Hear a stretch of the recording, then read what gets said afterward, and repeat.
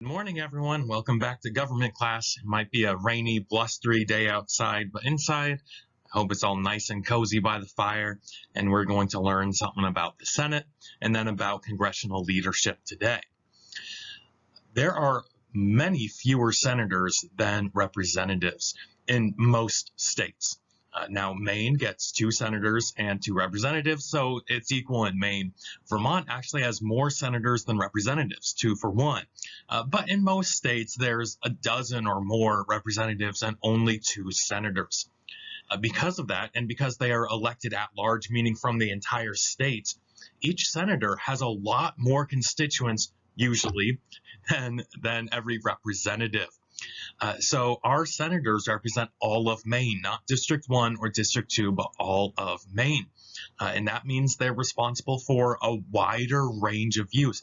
And when you look at big states like California, goodness gracious, California has 50 odd representatives that each represent 1/50th of the state, and has 2 senators that each represent 100% of the state.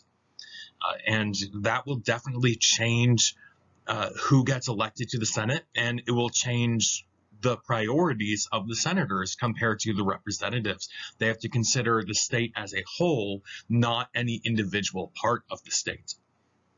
Our 2 senators today are Susan Collins, Democrat, and Angus King, Independent. Interesting, there are only a couple independents in Congress. I believe last time I checked, there are only 2 independents in Congress. One of them is Angus King, the other one, Bernie Sanders. The real constituency of the senators, that is, the people they're responsible to, was originally the state, not the people of the state, the government of the state. Because remember, originally they were elected not by the people, but by the state government. So they're supposed to be a step removed from individuals and doing the state's will, not necessarily the people of the state's will, which may change a little quicker than the state government might. Remember how the founding fathers wanted a system of checks and balances, and they wanted everyone to be responsible to everyone else, and everyone to be able to control or stop a bad section of government. If any one section of government did something wrong, then there would be several other sections of government that would be able to put a stop to that.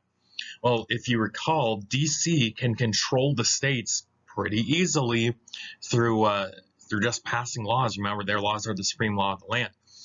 States were supposed to have a balance to balance that out by having their voice in Congress. So part of DC represents the states, and we don't have that anymore.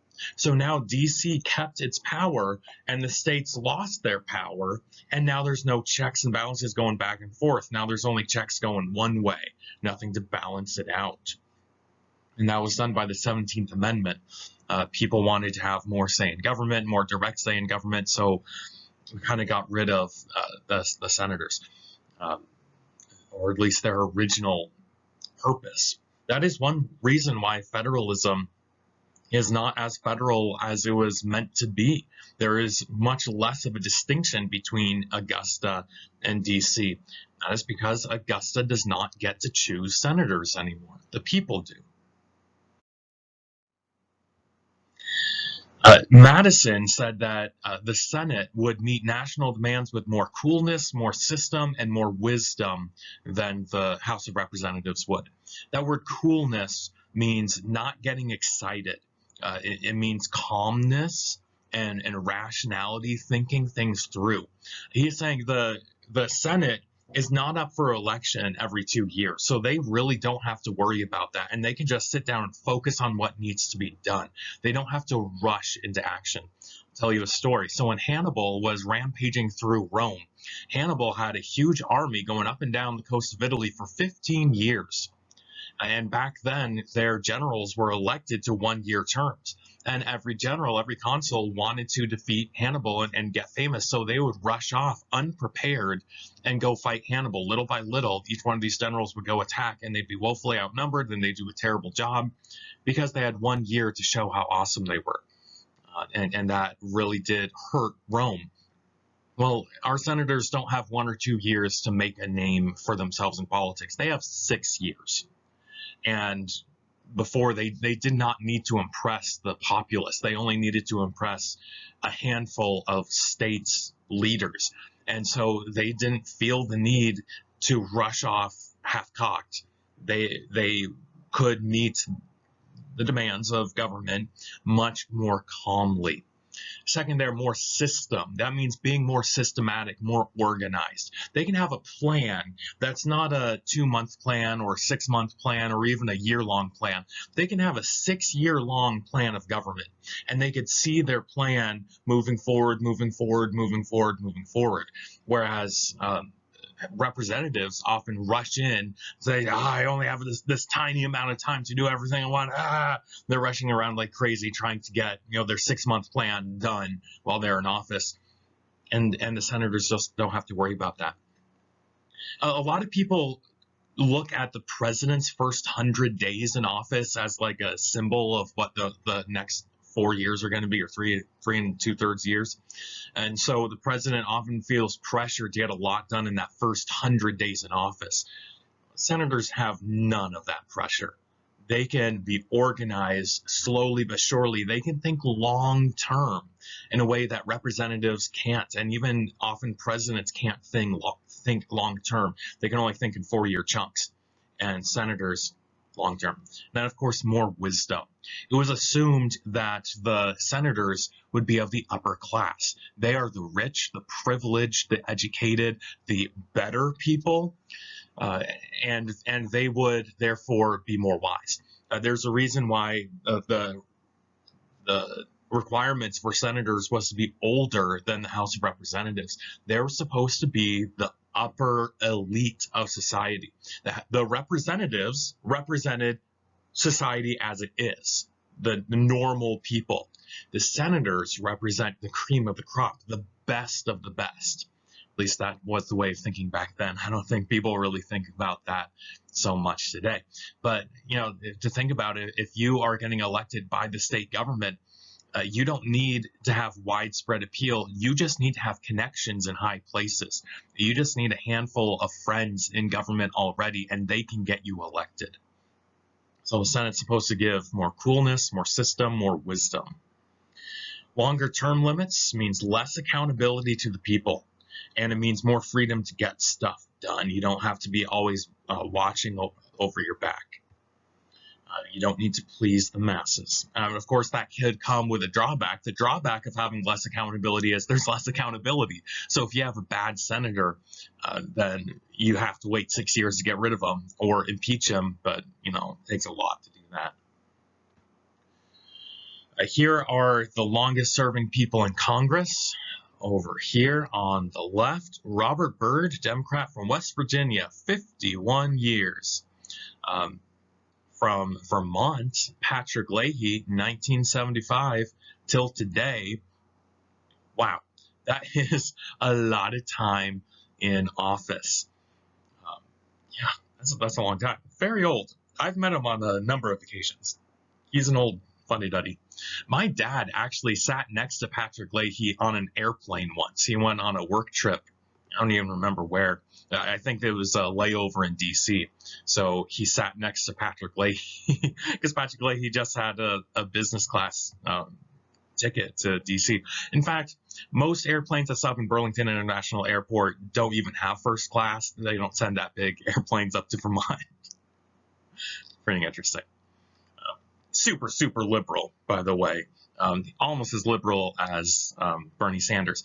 Fun fact, though, Patrick Leahy is an avid Batman fan, and he's in like 7 different Batman movies. He's in all the Dark Knight series, and he is a voice actor in several other Batman movies just because he loves Batman. And when a senator calls you up and says, hey, can I play an extra? You say, sure.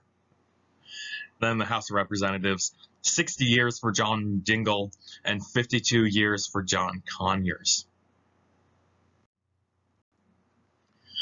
The majority in both houses gets to decide on rules and procedures and how to get things done. It is very interesting that the House and the Senate often do not get along. They often have different values and different priorities. And that is because they have different constituents and different term limits.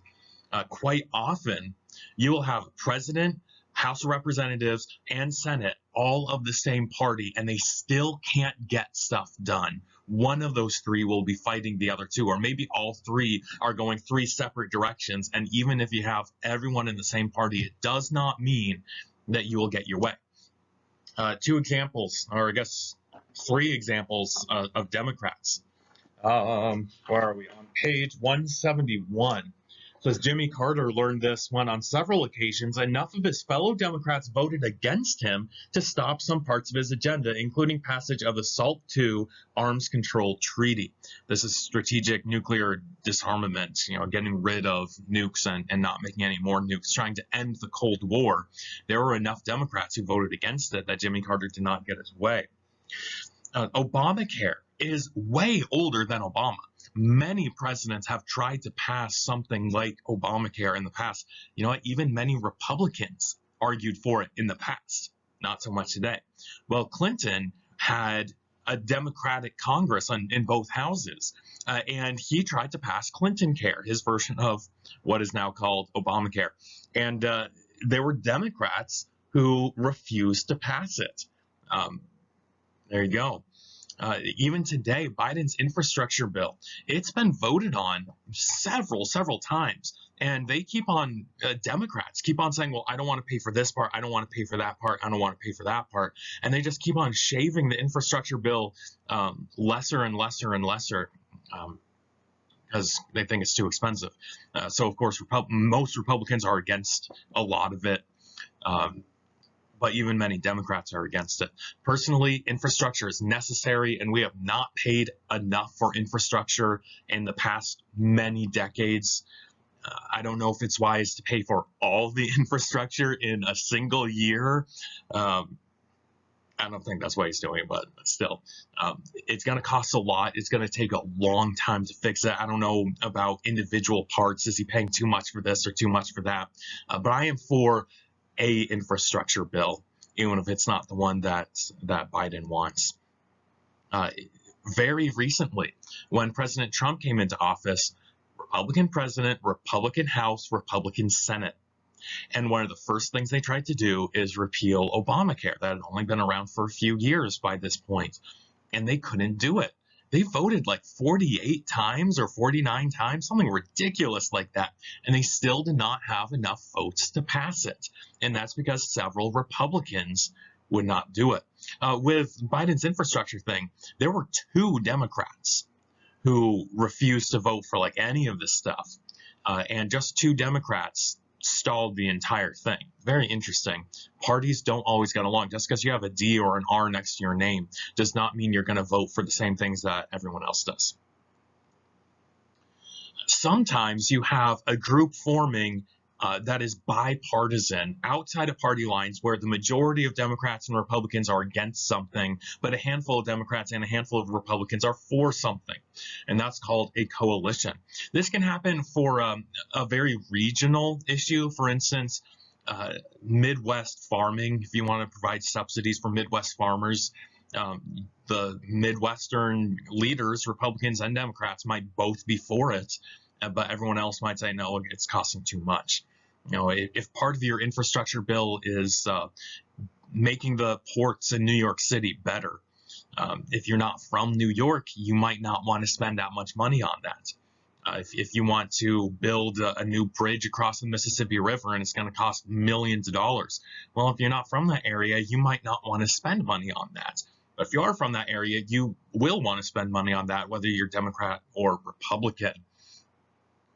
Any coalitions on the bottom of page 170 says in the 1950s, I actually wrote this down, Southern Democrats tended to be more conservative than Northern Democrats. So a lot of Southern Democrats that are more moderate are allying with a lot of more moderate Republicans and forming the central coalition to promote what they wanted rather than what everyone else wants. The country is a very big country. It's a very diverse country. People living in Maine have very different priorities from people living in New York City or a farm in Iowa or a fishing town in Alaska. We all have very different priorities. And even if you're a Republican or a Democrat, depending on where you are in the country, you might have very different priorities from everyone else. Each party gets to choose its own leaders. They form what's called a caucus, which means usually Republicans go over here and vote, and Democrats go over there and vote. And they choose leaders: majority leader, minority leader, majority whip, Democrat whip. And today in the U.S. Senate, the majority leader is Chuck Schumer, and then majority whip is Dick Durbin. Minority leader is Mitch McConnell, and minority whip is John Thune. We'll talk about those in 1 minute. They also get to choose the Speaker of the House in the House of Representatives and the President pro tem of the Senate. And we'll talk about those in 1 second too. Here is the Speaker of the House, Nancy Pelosi, and the President pro tem, Patrick Leahy. The Speaker of the House is a very powerful position. They get to decide a lot of things, including what legislation to even vote on. They get to set the agenda, and if they don't want to vote on a particular issue, they just won't schedule it, or they'll schedule it for 6 months from now, or a year from now, or 5 years. I don't know how. They don't get to go more than 2 years, but anyway. Nancy Pelosi really was for the infrastructure bill, so she keeps on putting it on the agenda, even though she knows she probably doesn't have enough votes for it. And eventually she will. I think she has already. They get to decide who should be recognized, that is, who gets to talk. And you do not get to address the Congress unless she lets you talk. Now, there are rules. You can't just say, well, I'm a Democrat, so no Republicans get to talk ever. No, you're not allowed to do that. But, she does get to cut people short and say, you have 2 minutes, go. So very powerful power there. Congress is divided up into lots of committees. We'll talk about that in a later day. And the Speaker gets to decide who goes on what committee. That is very powerful. She can get her buddies on an important committee that will vote her way. And if there's a certain Democrat that won't vote her way on one issue, she just won't have them on that committee, put them on a different committee, or even no committee at all. And then if the president and vice president are both taken out for whatever reason, the Speaker of the House is next in line. Very important. I have for you here 2 stories about 2 very powerful speakers of the House.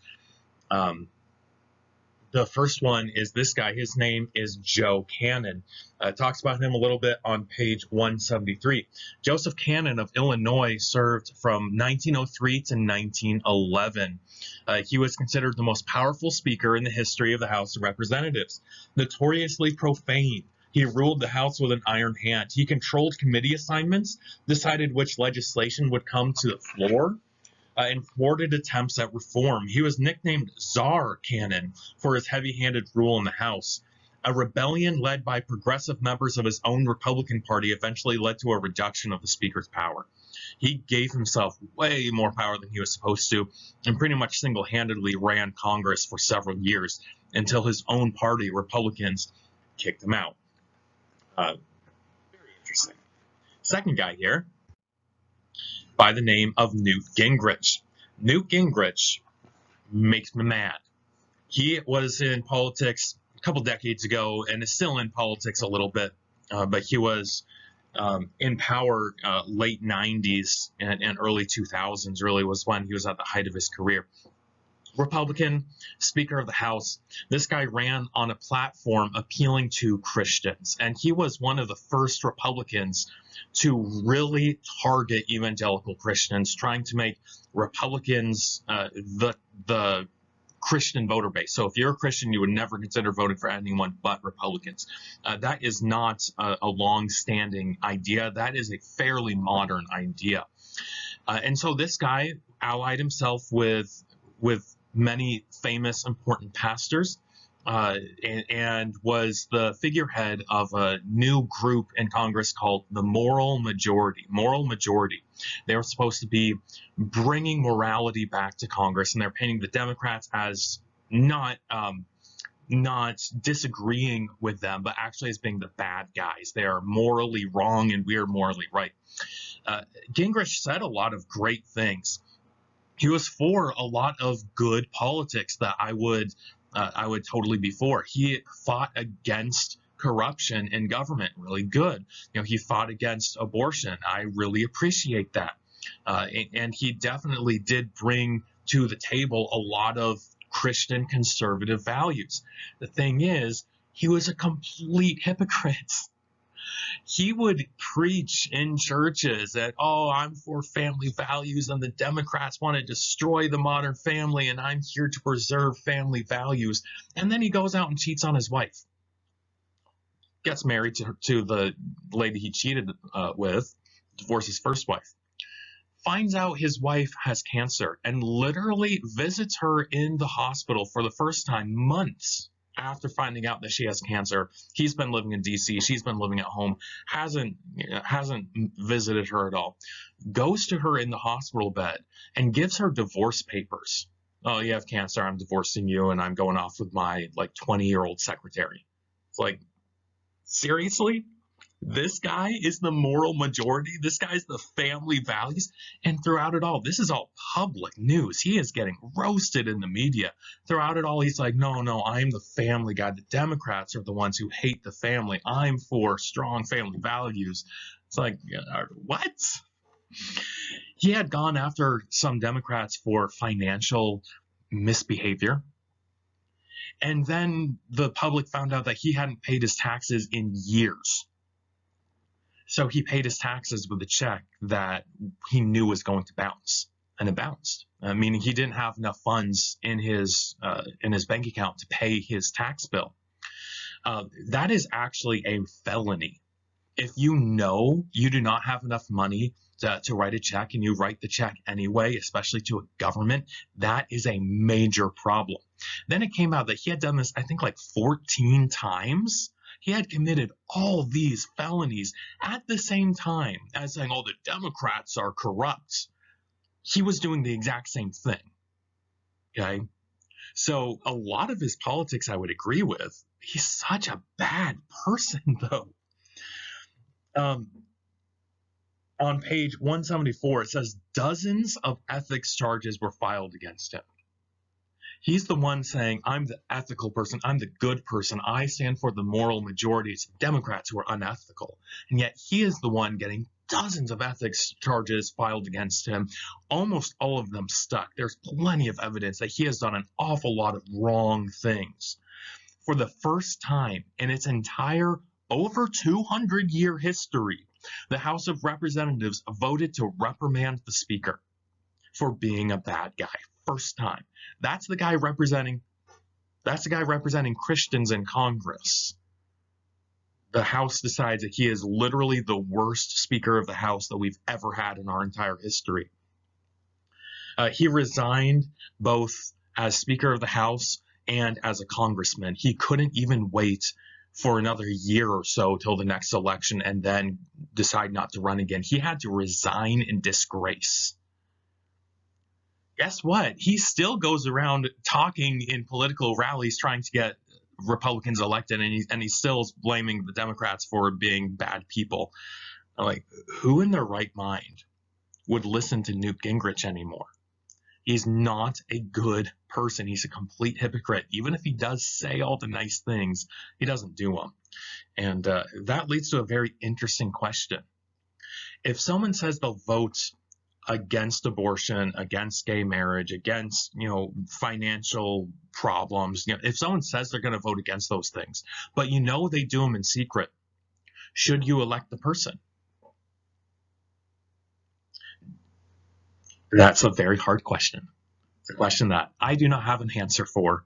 All I know is I wish he practiced what he preached, because what he preached was pretty good, and what he practiced, not so much. Anyway, what about whips in Congress? The majority and minority whips. They're in charge of making sure that their party votes their way. They go around to different senators and representatives' office, telling them, the leader wants you to vote yes on this bill, or the leader wants you to vote no on this bill. They're not allowed to force a vote. They're not allowed to intimidate a vote. They're not allowed to bribe a vote. What they can do is Cajole, which means persuade, please, please, please. Another thing they could do is bargain. If there's just one or two people that is fouling up the bill, for instance, there's these two Democrats who are messing up the entire infrastructure thing. The Democratic whip can go, hey, if you vote yes on the infrastructure bill, I'll make sure that everyone votes yes on something that you want next time. So what is something that we can do for you? This is not bribing. This is compromising. It's different. Is it really different though? We'll do what you want if you do what we want. I don't know. I could see this going really badly and being more like a bribe on sometimes, but usually, compromise, that's just what it takes to get stuff done. So they can bargain, they can cajole. They definitely do threaten, and there's some stories about, these people abusing their power and really threatening, if you don't vote our way, we'll spend millions of dollars in your home state to elect someone else and unelect you. Trump actually came out and said that on multiple times. He was going out around to some states that had a Republican running that he didn't like, and he would say, hey, everyone, vote for the Democrat. Don't vote for the Republican, because he didn't like the Republican. So I guess that's one way to get your will done. The president pro tempore of the Senate is actually not very important. If you remember from the Constitution, the vice president is the president of the Senate. They get to preside, they get to lead the Senate, but they only get to vote in case of a tie. Well, the vice president doesn't always show up. In fact, vice presidents are hardly ever actually doing their job as president of the Senate. So the Senate elects a president pro tempore, which means a temporary president. They are usually not even elected. They're just the most senior senator. Whoever's been there the longest gets to be president pro tem. No one bothers with an election because no one cares if the president pro tem is Democratic or Republican, because they really can't do very much. Typically, not only does the vice president almost never preside, the president pro tem almost never resides. Instead, junior members take turns because it's work, but it's not powerful work, so no one wants to do the work. So they let the young kids do all the work, and it's usually just pointing at raised hands and saying, yes, you, Johnny, in the back, you can talk. Okay, Susie, it's your turn to talk. Okay, Angus, you can talk now. And really not that much, important stuff. And the young people, they're the first year, and so they're like, yay, I get to sit at the speaker's chair for a few hours a day, but no one cares. The majority leader in Senate actually has most of the power that the Speaker of the House does. So the majority leader gets to choose who goes on what committees. They get to be really powerful in the Senate, and no one really listens to the president pro tem. The vice president only shows up very, very occasionally, usually when they know that there's going to be a tie vote. Then they show up to break the tie. And there's Patrick Leahy, president pro tem. A past president pro tem who passed away, I believe, when I was in college or shortly thereafter, Daniel Inouye. Very interesting guy. He only had one arm. He fought in World War II, and he lost an arm and got the Medal of Honor. And amazing story. Look up Daniel Inouye sometime. Or maybe I'll redo that Medal of Honor. I think I did last year in U.S. history. Cool story. More about Nancy Pelosi, yay. The Speaker of the House is the only job in Congress mentioned in the Constitution, and then the Constitution just says, and you can pick whatever jobs you want from that. The Speaker of the House is elected from the entire House, but obviously the majority leader always wins, so in fact, they're usually the majority leader of the House too. They coordinate with the White House, get a lot of work done back and forth with the White House, and they work closely with the president.